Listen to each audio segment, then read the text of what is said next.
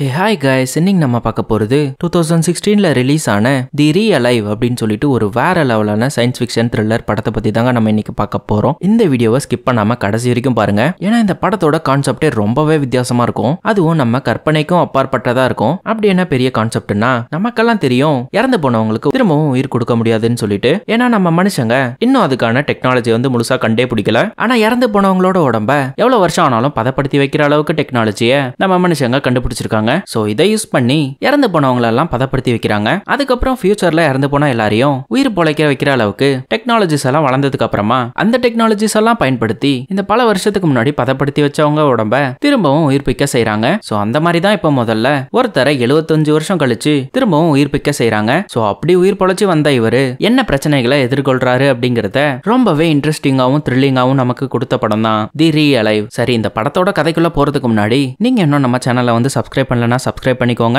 அப்படியே பக்கத்துல இருக்கிற பெல் ஐகானையும் பிரஸ் பண்ணிக்கோங்க. சரி வாங்க இந்த படத்தோட கதைக்குள்ள போயிடலாம். இந்த படத்தோட ஸ்டார்டிங் சீன்ல நம்ம படத்தோட ஹீரோவை தான் காட்டுறாங்க. இவரோட பேரு மார்க். இவர் இப்போ ஒரு டாக்டர் கிட்ட வந்திருக்காரு. அப்போ அந்த டாக்டர் நம்ம ஹீரோவை பார்த்து, இத பாருங்க மார்க், உங்களுக்கு வந்து கேன்சர் இருக்கு. அன்பார்ச்சுனேட்லி நீங்க இன்னும் ஒரு வருஷம் தான் உயிரோட இருப்பீங்க. I am very sorry mark அப்படிங்கிற மாதிரி அவர் சொல்றாரு. இதை கேட்கிற நம்ம ஹீரோக்கு ஒண்ணுமே புரியல. ஏன்னா அவரோட லைஃபே இப்பதான் நல்லா போக ஆரம்பிச்சது. அதுவும் இவர் பண்ற பிசினஸ் எல்லாமே ரொம்பவே சூப்பரா போய்கிட்டு இருந்துச்சு. ஆனா அதுக்குள்ள இந்த மாதிரி ஆயிடுச்சு. சோ அதனால இவரோட பிசினஸ் ஃபுல்லா வேற ஒருத்தர்கிட்ட ஒப்படைக்கிறாரு. இன்னும் ஒரு வருஷம் தான் நம்ம மார்க் வந்து உயிரோட இருப்பாரு. அதனால அவர் பண்ற அந்த பிசினஸோட ப்ராஜெக்ட பத்தி எல்லா டீடைல்ஸும் சொல்லிக்கிட்டு இருக்காரு. இது வரைக்கும் அவரோட லைஃப்ல எல்லா விஷயங்களும் நல்லா தான் போயிட்டு இருந்துச்சு. ஆனா ஒரே ஒரு விஷயத்தை தவிர, அது இவர் சின்ன வயசுல லவ் பண்ண நயோமி அப்படிங்கிற ஒரு பொண்ணு. இப்ப நயோமி வந்து வேற ஒரு லைஃபை வந்து ஜாலியா வாழ்ந்துகிட்டு இருக்கா. ஆனா அவளை நினைச்சு நம்ம ஹீரோ தான் ரொம்பவே கஷ்டப்படுறாரு. அதுக்கப்புறம் நம்ம ஹீரோ இவருக்கு கேன்சர் இருக்கிற விஷயத்த அவரோட ஃப்ரெண்ட்ஸ் எல்லார்கிட்டயுமே வந்து சொல்றாரு. இதை கேட்டு அவங்க ஃப்ரெண்ட்ஸும் வந்து ரொம்பவே ஷாக் ஆகுறாங்க. கூடவே நம்ம ஹீரோ அவரோட அம்மா கிட்டயும் சொல்றாரு. அதை கேட்டுட்டு அவங்களும் வந்து ரொம்பவே கஷ்டப்படுறாங்க. சோ நம்ம ஹீரோக்கும் இவ்வளவு சீக்கிரம் நம்ம சாவ போறோமே அப்படின்னு சொல்லிட்டு அவரோட ரூம்ல இருக்கிற பொருள் எல்லாத்தையுமே தூக்கி போட்டு உடைக்கிறாரு டென்ஷன்ல. அதுக்கப்புறம் ஒரு நாள் நைட் டைம் ரோட்ல நம்ம ஹீரோ வந்து தனியா நடந்து போய்கிட்டு இருக்கும்போது நம்ம ஹீரோவை தேடி அந்த நயோமி அப்படிங்கிற அந்த பொண்ணு வரா. அவ அங்க வந்ததும் நம்ம ஹீரோவை பார்த்து, இத பாரு மார்க், இனிமே நான் உங்க கூட தான் வாழணும்னு ஆசைப்படுறேன் அப்படிங்கிற மாதிரி சொல்றா. இதை கேட்டுட்டு நம்ம ஹீரோக்கு என்ன சொல்றதுனே புரியல. உடனே அந்த நயோமி பொண்ணை பார்த்து, இது ரொம்ப லேட் நயோமி, எனக்கு வந்து கேன்சர், இன்னும் ஒரு வருஷத்துல வந்து நான் சாக போறேன் அப்படிங்கிற மாதிரி சொல்றாரு. இதை கேட்டுட்டு அந்த நயோமியால தாங்கிக்கவே முடியல. அவளும் நம்ம ஹீரோவை கட்டி பிடிச்சு கதறி அழுதுகிட்டு இருக்கா. அதுக்கப்புறம் இந்த நயோமி ஒரு முடிவு பண்றா. அதாவது நம்ம ஹீரோ சாகுற வரைக்கும் அவ நம்ம ஹீரோ கூடவே இருக்கிறதா முடிவு எடுக்கிறா. ஆக்சுவலா நம்ம ஹீரோக்கு சாகணும்னு கொஞ்சம் கூட விருப்பமே இல்ல. அப்பதான் கிரையோஜெனிசிஸ் அப்படிங்கிற ஒரு ப்ராஜெக்ட பத்தின விஷயம் வந்து அவருக்கு தெரிய வருது. அந்த ப்ராஜெக்ட்ல என்ன மென்ஷன் பண்ணிருக்காங்கன்னா, ஒரு மனுஷன் வந்து இறந்து போயிட்டானா அவனோட உடம்ப வந்து பதப்படுத்தி அதுக்கப்புறம் ஃபியூச்சர்ல இறந்து போனவங்களுக்கு உயிர் கொடுக்குற அளவுக்கு டெக்னாலஜி வளர்ந்ததுக்கு அப்புறமா பதப்படுத்தி வச்சிருந்த அவங்களுக்கு திரும்பவும் உயிர் கொடுத்து அவங்கள வந்து வாழ வைக்க முடியும். சோ இதை பார்த்ததும் நம்ம ஹீரோ என்ன பண்றாருன்னா, அந்த கிரையோஜெனிசிஸ் அப்படிங்கிற அந்த ப்ராஜெக்ட்ல அவரோட பாடி வந்து இன்வெஸ்ட் பண்றாரு. சோ இப்போ அந்த கம்பெனியும் இவரோட பாடியை வந்து பதப்படுத்தி வச்சு ஃபியூச்சர்ல இவருக்கு வந்து உயிர் கொடுக்கும். சோ இதெல்லாம் நடக்கும்னு நம்பி நம்ம ஹீரோவும் இந்த ப்ராஜெக்ட்ல வந்து ஜாயின் பண்றாரு. சோ அப்படியே இங்க கட் பண்ணி ஒரு நாள் நைட்டு நம்ம ஹீரோவும் நயோமியும் பெட்ரூம்ல உட்காந்துட்டு இருக்காங்க. அப்போ நம்ம ஹீரோ, இத பாரு நயோமி, நான் இந்த கேன்சரால சாகணும்னு விருப்பப்படல, அதனால நான் இந்த பாய்சனை குடிச்சு சாக போறேன் அப்படின்னு சொல்லிட்டு அவர் கலந்து வச்சு அந்த பாய்சனை குடிச்சிட்டு அவரே சூசைட் பண்ணிக்கிறாரு. அவரு கூடவே தான் இந்த நயோமியும் இருக்கா. ஆனா அவளாலையும் அவனை வந்து தடுத்து நிப்பாட்ட முடியல. ஏன்னா அவளுக்கும் வந்து புரிஞ்சிடுது இது அவனோட விருப்பம் தான், கேன்சர்னால அவன் வந்து சாகணும்னு விருப்பப்படல, அதனால அவனே சூசைட் பண்ணிக்கிட்டான் அப்படின்னு சொல்லிட்டு. சோ இப்போ நம்ம ஹீரோவும் இறந்த பின்னாடி நம்ம ஹீரோயின் ரொம்பவே வருத்தப்படுறா. கூடவே நம்ம ஹீரோ இறந்து போயிட்டாருன்னு சொல்லிட்டு அந்த கம்பெனிக்கும் வந்து இன்ஃபார்ம் பண்ணிடுறா. அந்த கம்பெனியும் நம்ம ஹீரோவை தூக்கிட்டு போயிட்டு அவரோட உடம்ப வந்து பதப்படுத்தி வைக்கிறாங்க. சோ இப்படியே கிட்டத்தட்ட 75 வருஷம் கடந்து போகுது. அப்போ எலிசபெத் அப்படின்னு சொல்லிட்டு ஒரு பொண்ணை காட்டுறாங்க. இந்த பொண்ணு ப்ராட்ஜி ஹெல்த் கேர் கார்பரேஷன் அப்படின்னு சொல்லிட்டு ஒரு இடத்துக்குள்ள போறா. ஏன்னா இந்த எலிசபெத்ங்கிற பொண்ணு இனிமே இங்கதான் ஒர்க் பண்ண போறா, அதுவும் ஒரு நர்ஸா. சோ இப்போ இந்த கார்பரேஷனோட ஓனர் இவரு தான். இவரோட பேரு டாக்டர் வெஸ்ட். இந்த கம்பெனியோட முக்கியமான வேலை என்னன்னா, மனுஷங்களோட ஆர்கன்ஸ் மாதிரியே ஃபேக்கா ஆர்டிபிஷியலா ஒன்னு ரெடி பண்றது. அதோட இந்த கம்பெனி கிட்ட தான் இறந்து போய் பதப்படுத்தி வச்சிருக்கிற நிறைய பேரோட உடம்பு இருக்கு. அதுவும் மார்க்கோட உடம்பும் தான். இப்ப இறந்தவங்களோட உடம்புல ஏதாவது ஒரு ஆர்கன்ல ஏதாவது ஒரு பிரச்சனை இருக்கும். அதாவது கிட்னி ஃபெயிலியர் ஆயிருக்கலாம், ஹார்ட் ஃபெயிலியர் ஆயிருக்கலாம், ஏன் கேன்சர் கூட இருக்கலாம். சோ இப்படி ஃபெயில் ஆன அந்த ஆர்கன்ஸுக்கு பதிலா இந்த கம்பெனி ஃபேக்கா ஒரு ஆர்கனை ரெடி பண்ணி இந்த மாதிரி பதப்படுத்தி வைக்கப்பட்டவங்களுக்கு உயிர் கொடுக்குறாங்க. சோ இப்ப இவங்க உயிர் கொடுக்க போற ஒரு ஆளை தான் இப்ப காட்டுறாங்க. அவர் யாருன்னா நம்ம படத்தோட ஹீரோ மார்க் தான். சோ இப்ப மார்க்கோட உடம்புக்கு தேவையான பார்ட்ஸ் எல்லாத்தையுமே ஆர்கன்ஸ் எல்லாம் இவங்க ரெடி பண்ணிட்டு கூடவே உடல் தசைகள் எல்லாத்தையுமே கூட ரெடி பண்றாங்க இவங்க. அது பாக்குறதுக்கு மனுஷங்களோட தசை மாதிரியே இருக்கு. அப்படியே நம்ம மார்க்க வந்து ரெடி பண்ணிக்கிட்டு இருக்கும் போது நம்ம மார்க்குக்கு கேன்சர் இருக்கிற இடத்துல இருக்கிற ஆர்கன்ஸை கிளியரா ஃபுல்லா ரிமூவ் பண்ணிட்டு புதுசா ஃபேக்கான ஒரு ஆர்கனை வந்து இவங்க ஃபிக்ஸ் பண்றாங்க. ஒரு வழியா எல்லாமே வந்து ஒழுங்கா போகுது. நம்ம மார்க்கும் திரும்பியும் உயிர் பிழைச்சு கண்ணை முழிச்சு பாக்குறாரு. அப்ப அவருக்கு முன்னாடி நிறைய சயின்டிஸ்டும் டாக்டரும் சுத்தி நிக்கிறாங்க. அப்ப அந்த நர்ஸா இருக்கிற அந்த எலிசபெத் பொண்ணும் அங்கதான் நிக்கிறா. அவன் நம்ம ஹீரோ கிட்ட, மார்க் நீ எதுக்கும் கவலைப்படாத, நான் நான் உன் கூடவே இருக்கேன் அப்படிங்கிற மாதிரி சொல்றா. கூடவே ஒரு கண்ணாடி எடுத்துட்டு வந்து நம்ம மார்க் முன்னாடி நீட்டுறாங்க. அதுல நம்ம ஹீரோட முஞ்ச ஹீரோ பார்க்கும்போது அவரோட மண்டை ஃபுல்லா வந்து மொட்டை அடிச்சு வச்சிருக்காங்க. கூடவே அங்க இருக்கிற டாக்டர்ஸ் எல்லாம் அவரோட உடம்பு ஃபுல்லா வந்து செக் பண்றாங்க.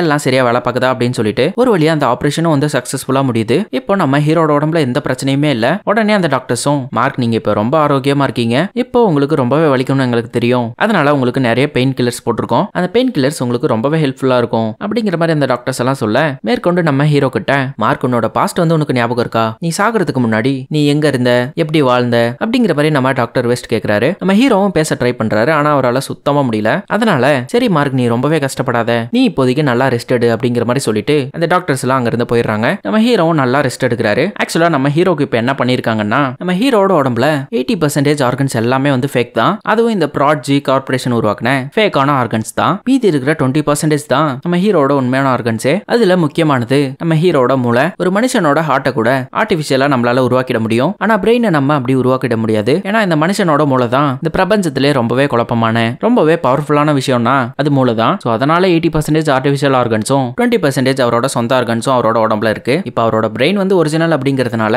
அவரோட பாஸ்ட் லைஃப் எல்லாமே அவருக்கு ஞாபகம் இருக்கு. அதுவும் இவரு சாப்பாடு நார்மலா வாய் வழியா சாப்பிட்டாருன்னா அவருக்கு ஏதாவது ஒரு ப்ராப்ளம் ஆகும். ஏன்னா நம்ம ஹீரோ இப்போ புதுசா பிறந்த ஒரு குழந்தை மாதிரி ரொம்பவே சென்சிட்டிவா இருப்பாரு. அதனால அவரால் வந்து ஃபுட் எல்லாம் சாப்பிட முடியாது. ஆனா ஃபுட் இல்லைன்னா அவருக்கு பவரே இருக்காது. அது மட்டும் இல்லாம சீக்கிரமா அவர் இறந்தும் போயிடுவாரு. சோ அதனால இவங்க அதுக்கு என்ன பண்றாங்கன்னா ஒரு அம்மா வயித்துல இருக்கிற குழந்தைக்கு எப்படி நியூட்ரிஷன் எல்லாம் கிடைக்குது, அது ஒன்னும் சாப்பிடுறது கிடையாது. அந்த குழந்தையும் அதோட அம்மாவும் ஒரு தொப்புள் கொடியால கனெக்ட் ஆயிருப்பாங்க. சோ அம்மா கிட்ட இருந்து அந்த தொப்புள் கொடி வழியா எல்லா நியூட்ரிஷனும் அந்த குழந்தைக்கு கிடைக்கும். அதே மாதிரி தான் இப்போ அங்க ஒரு மிஷின் இருக்கு. அந்த மிஷினுக்குள்ள நம்ம ஹீரோக்கு தேவையான எல்லா நியூட்ரிஷனும் இருக்கும். சோ அந்த மிஷின் கூடவே நம்ம ஹீரோட தொப்புள் கொடியோட கனெக்ட் பண்றாங்க. சோ இப்போ நம்ம ஹீரோக்கு தேவையான எல்லா நியூட்ரிஷனையும் அந்த மிஷின் வழியா அவருக்கு கிடைக்கிற மாதிரி இந்த சயின்டிஸ்ட் எல்லாம் செய்றாங்க. அதனால நம்ம ஹீரோ வந்து சாப்பிடணும்னு ஒன்றும் அவசியம் கிடையாது. அதுக்கப்புறம் அடுத்த நாள் ஆகுது. நம்ம ஹீரோ வந்து நடக்க வைக்க ட்ரை பண்றாங்க. ஆனா நம்ம ஹீரோவால சுத்தமா நடக்கவே முடியல. அவரும் வந்து குழந்தை மாதிரி நடந்துகிட்டு இருக்காரு. அதனால அங்க இருக்கிறவங்க எல்லாம் அவருக்கு ஹெல்ப் பண்ணி மெதுவா நடங்க மார்க், மெதுவா மெதுவா, இன்னும் கொஞ்ச நாள் தான், உன்னால அதுக்கப்புறம் ஈஸியா நடக்க முடியும் அப்படிங்கிற மாதிரி அங்க இருக்கிறவங்க எல்லாம் சொல்றாங்க. அதுவும் நம்ம ஹீரோவை இந்த எலிசபெத் அப்படிங்கிற அந்த பொண்ணு நர்ஸா வந்திருக்கும் இல்லையா,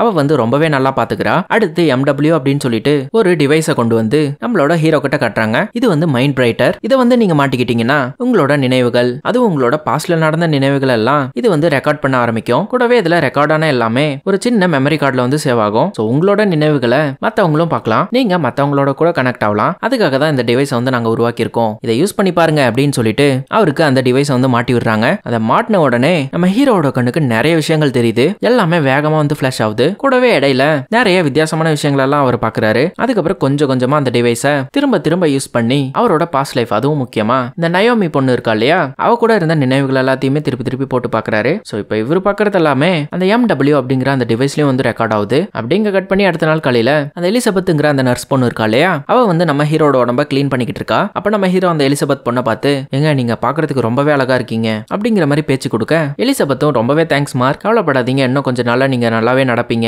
எனக்கு அதுல நம்பிக்கை இருக்கு அப்படிங்கிற மாதிரி சொல்றா. அதெல்லாம் சரிங்க, உங்களுக்கு என்ன வயசு ஆகுது அப்படிங்கிற மாதிரி நம்ம ஹீரோ கேக்குறாரு. எனக்கு 46 வயசு ஆகுது அப்படிங்கிற மாதிரி அந்த எலிசபெத் பொண்ணு சொல்றா. இதை கேட்டுட்டு நம்ம ஹீரோக்கு ஒண்ணுமே புரியல. ஏன்னா பாக்குறதுக்கு அந்த பொண்ணு சின்ன பொண்ணு மாதிரி தான் இருக்கா. இது எல்லாத்துக்குமே காரணம் ஃபியூச்சர்ல இருக்கிற மெடிசன்ஸ் தான். சோ இவங்க எல்லாருக்குமே ஏஜிங் ரொம்பவே ஸ்லோவா தான் இருக்கும். அதுக்கப்புறம் அன்னைக்கு நைட் டைம் ஆகுது. மார்க் அப்படியே எழுந்துக்கிறாரு. அவரோட உடம்பு பாத்தீங்கன்னா ஏதோ ஒரு மாதிரி பண்ணுது. அவரும் ஃபேஸ் வாஷ் பண்ணலாம் அப்படின்னு சொல்லிட்டு ட்ரை பண்றாரு. அப்ப அங்க இருக்கிற மிரரை வந்து அவர் பார்க்கும்போது அந்த மிரர்ல வந்து இவரோட ஃபேஸ் பாக்குறதுக்கு வயசான மாதிரி இருக்கு. அதை பார்த்து ரொம்பவே டென்ஷன் ஆகி மயக்கம் போட்டு அங்கேயே கீழே விழுந்துடுறாரு. உடனே அந்த இடத்துக்கு அந்த எலிசபெத் பொண்ணு வந்துடுறா. அங்க வந்ததும் நம்ம ஹீரோ வந்து மயக்கம் போட்டு இருக்கிறத பார்த்துட்டு அவனை தூக்கிட்டு போய் காப்பாத்துறா. சோ அங்க இருக்கிற டாக்டர்ஸும் வந்து செக் பண்ணி பாக்குறாங்க. நம்ம ஹீரோட பிரெயின் செல்ஸ்ல ஏதோ ஒரு பிரச்சனை இருக்கு, அதனாலதான் இந்த மாதிரி ஆயிருக்கு. இது அப்படியே தொடர்ந்துச்சுன்னா நம்ம ஹீரோவுக்கு மெமரி லாஸ் ஆக கூட வாய்ப்பு இருக்கு. அதாவது அவரோட லைஃப்ல நடந்த நிறைய விஷயங்களை வந்து அவர் மறந்து போக வாய்ப்பு இருக்கு அப்படிங்கிற மாதிரி சொல்றாங்க. ஆனா மார்க் நீ கவலைப்படாத, உனக்காக நாங்க எல்லாருமே இருக்கோம் அப்படிங்கிற மாதிரி டாக்டர் வெஸ்ட் நம்ம ஹீரோக்கு வந்து அட்வைஸ் பண்றாரு. அப்போ டாக்டர் வெஸ்ட் கிட்ட நம்ம மார்க் தனியா பேசுறாரு. டாக்டர் எனக்கு உடம்பு நார்மல் ஆனதுக்கு அப்புறமா நானும் மத்த மனுஷங்க மாதிரி வெளியே போய் வாழலாமா அப்படிங்கிற மாதிரி கேக்குறான். இல்ல மார்க், அதை என்னால உறுதியா சொல்ல முடியாது.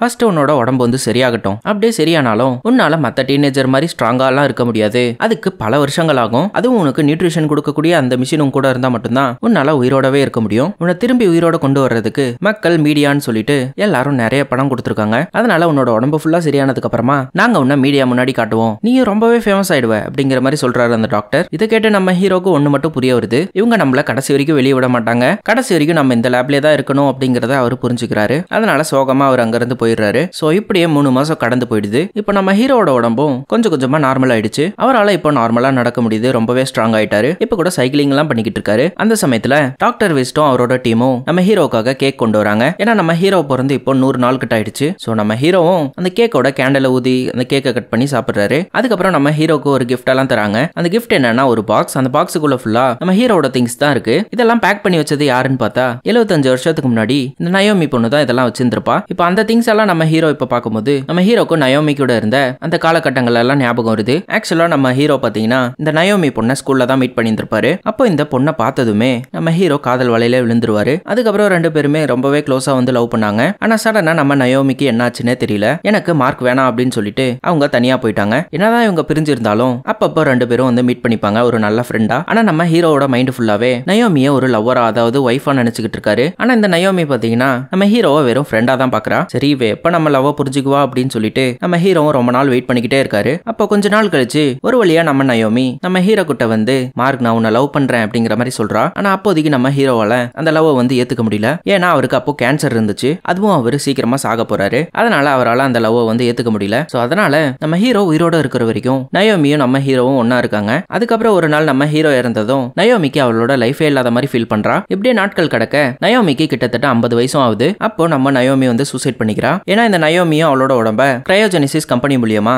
பதப்படுத்தி வச்சு இப்ப அவளோட உடம்பும் ஒரு சேம்பருக்குள்ள தான் இருக்கு. கூடவே இந்த நயோமி சாவறதுக்கு முன்னாடி எழுதி வச்ச ஒரு லெட்டர் வந்து அங்கதான் இருக்கு. அதை எடுத்து இந்த நர்ஸ் எலிசபெத் பொண்ணு நம்ம ஹீரோக்கு படிச்சு காட்டுறா. ஹாய் மார்க், நான் உன்னை ரொம்பவே மிஸ் பண்ணேன். நீ இல்லாதப்போதான் நீ இல்லாம என்னால வாழ முடியாது அப்படிங்கிறது தெரிஞ்சது. இருந்தாலும் எனக்கு 50 வயசு ஆனதுக்கு அப்புறமா நான் ஒரு முடிவு பண்ணேன். அது என்னன்னா என்னோட உடம்பையும் பதப்படுத்தி வச்சு உனக்கு உயிர் கொடுக்கும் போது எனக்கும் உயிர் கொடுப்பாங்கன்னு நான் நம்புறேன். அப்பாவது நான் உன் கூட இருக்கலாம்னு ஆசைப்படுறேன் அப்படிங்கறத இந்த எலிசபெத் பொண்ணு அந்த லெட்டரை பார்த்து படிச்சு முடிக்கிறா. இதை கேட்ட நம்ம ஹீரோவும் ரொம்பவே கஷ்டப்படுறாரு. அதுக்கப்புறம் நம்ம நயோமியோட சேம்பர் அங்கதான் இருக்கு இல்லையா, அதனால நம்ம ஹீரோ நான் நயோமி இருக்கிற சேம்பரை பார்க்கணும் அப்படின்னு சொல்லிட்டு அந்த நயோமியோட சேம்பர் கிட்ட போறாங்க. அங்க போய் பார்த்தா இந்த நயோமியோட சேம்பர் மட்டும் இல்ல, நிறைய பேரோட டெட் பாடியை நிறைய சேம்பர்ல பதப்படுத்தி வச்சிருக்காங்க. அதுக்கப்புறம் நம்ம ஹீரோ நயோமிக்கு எப்போ உயிர் கொடுப்பீங்க அப்படிங்கிற மாதிரி கேட்கிறாரு. அப்போ இந்த எலிசபெத் பொண்ணு இதை பாரு மார்க், நீ ஒரு விஷயத்த நல்லா புரிஞ்சுக்கோ, இங்க இருக்கிற எல்லாருக்குமே நாங்க உயிர் கொடுப்போம். அதுவும் இங்க இருக்கிறவங்களோட உடம்ப கம்பேர் பண்ணும்போது உன்னோட உடம்பு ரொம்பவே ஸ்ட்ராங்கா இருந்தது. அதுவும் எங்களோட ஆர்டிபிஷியல் ஆர்கன்ஸ் எல்லாமே உன்னோட பாடிக்கு ஈஸியா சூட் ஆச்சு. அதனாலதான் ஃபர்ஸ்ட் உனக்கு உயிரை கொடுத்தோம். அதுவும் எங்களோட ப்ராப்ளம் என்னன்னா இங்க இருக்கிற பாடிஸ்க்கெல்லாம் ஏத்த வகையில நாங்க ஆர்டிபிஷியலா ஆர்கன்ஸ் எல்லாம் உருவாக்கணும். அதுக்கு நிறைய டைமும் பணமும் செலவாகும். அப்படின்னா நயோமி எப்ப சரி பண்ணுவீங்க அப்படிங்கிற மாதிரி நம்ம ஹீரோ கேட்க,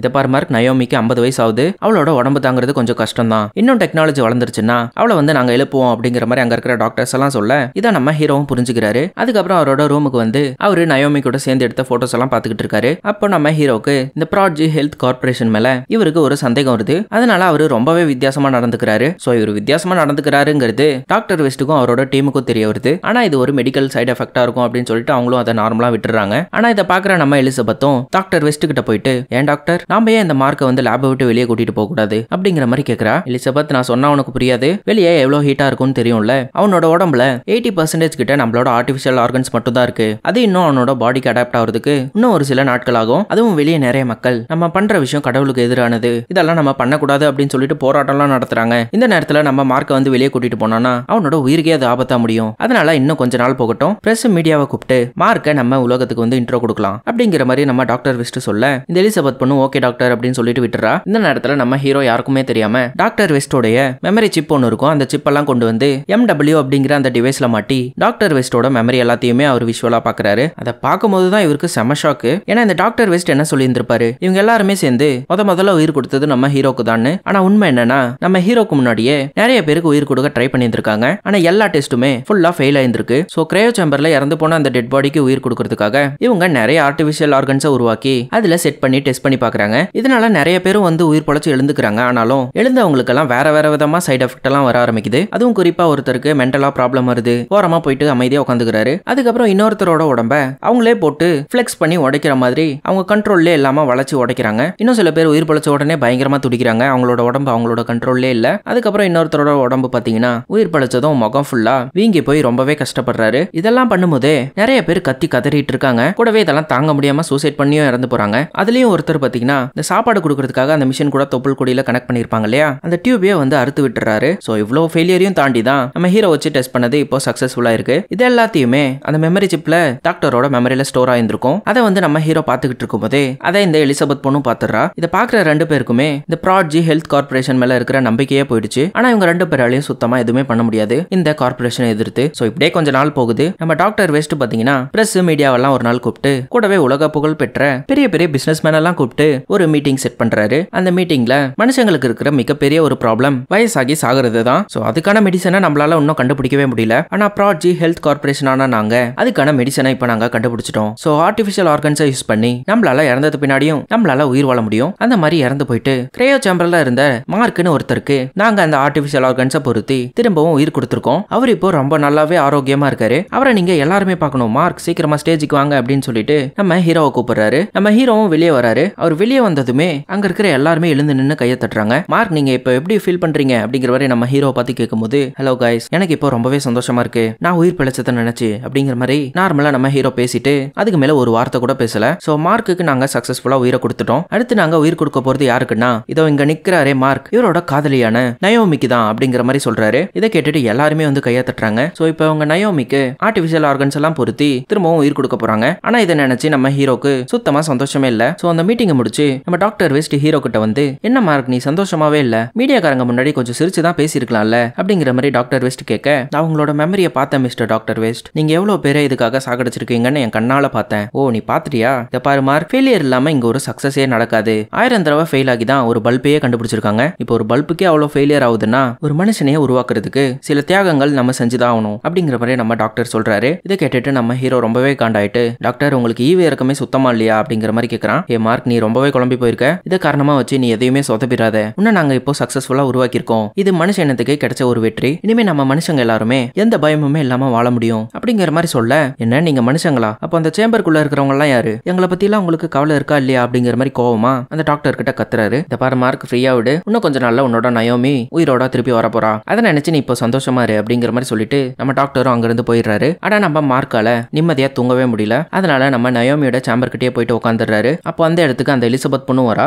அவ அங்க வந்ததும் நம்ம ஹீரோ கிட்ட, என்ன மார்க் நீ வந்து தூங்கலையா? இங்க என்ன பண்ணிக்கிட்டு இருக்க அப்படிங்கிற மாதிரி கேக்குறா. எலிசபெத், என்னால முடியல, நான் வந்து சாகணும்னு நினைக்கிறேன். ஏய் என்ன சொல்லிட்டு இருக்க மார்க்? உன்னை நம்பி தான் நாங்க எல்லாருமே இருக்கோம். என்ன நம்பி நீங்க ஏன் இருக்கீங்க? நான் ஏன் இந்த கிரையோ சேம்பருக்குள்ள வந்தேன்? கேன்சரால நான் சாக கிடந்தேன். திரும்பவும் எனக்கு உயிர் கொண்டு வந்து திரும்பி நான் வாழலாம்னு நினைச்சேன். ஆனா நீங்க எல்லாம் சேர்ந்து என்ன ஒரு சோதனை எலி மாதிரி மாத்திட்டீங்க. எனக்கு இருக்கவே பிடிக்கல எலிசபெத். அதனால நான் சாகிறதுக்கு எனக்கு ஹெல்ப் பண்ணு அப்படிங்கிற மாதிரி கேக்குறாரு. அப்போ எலிசபெத்தும் நம்ம மார்க்கோட நிலைமையை புரிஞ்சுக்கிறா. அதனால நம்ம ஹீரோ கிட்ட ஆக்சிக்ரான் அப்படின்னு சொல்லிட்டு ஒரு லிக்விட பத்தி அவங்க கிட்ட சொல்றா. அதை குடிச்ச உடனே மார்க் கொஞ்ச நேரத்துல வந்து இறந்து போயிடுவாரு அப்படிங்கிற மாதிரியும் சொல்றா. இதை கேட்டதும் நம்ம மார்க் ஸ்ட்ரெயிட்டா மெடிக்கல் ரூம்குள்ள போயிட்டு அந்த ஆக்சிக்ரான் அப்படிங்கிற அந்த லிக்விட வந்து தேடுறாரு. அவருக்கு அந்த லிக்விடும் கிடைச்சிடுது. உடனே அதை தண்ணிலையும் கலந்து குடிச்சிடுறாரு. சோ இன்னும் கொஞ்ச நேரத்துல அவர் வந்து சாக்க போறாரு. அதனால வேகமா நயோமி இருக்கிற அந்த சேம்பர் கிட்ட போயிட்டு அந்த நயோமியை வச்சிருந்த அந்த சேம்பரோட டியூப் எல்லாம் ஃபுல்லா கழட்டி போட்டுறாரு. அது வேலை செய்யாத விதமா. சோ நயோமியும் இப்ப கொஞ்ச நேரத்துல வந்து இறந்து போயிடுவா. ஆக்சுவலா இந்த நயோமி பொண்ணு இந்த சேம்பருக்குள்ள வரதுக்கு முக்கியமான காரணம் நம்ம ஹீரோ தான். அதுவும் நம்ம ஹீரோ கூட இருக்கணும்ன்றதுக்காக தான். ஆனா நம்ம மார்க்குக்கே இப்போ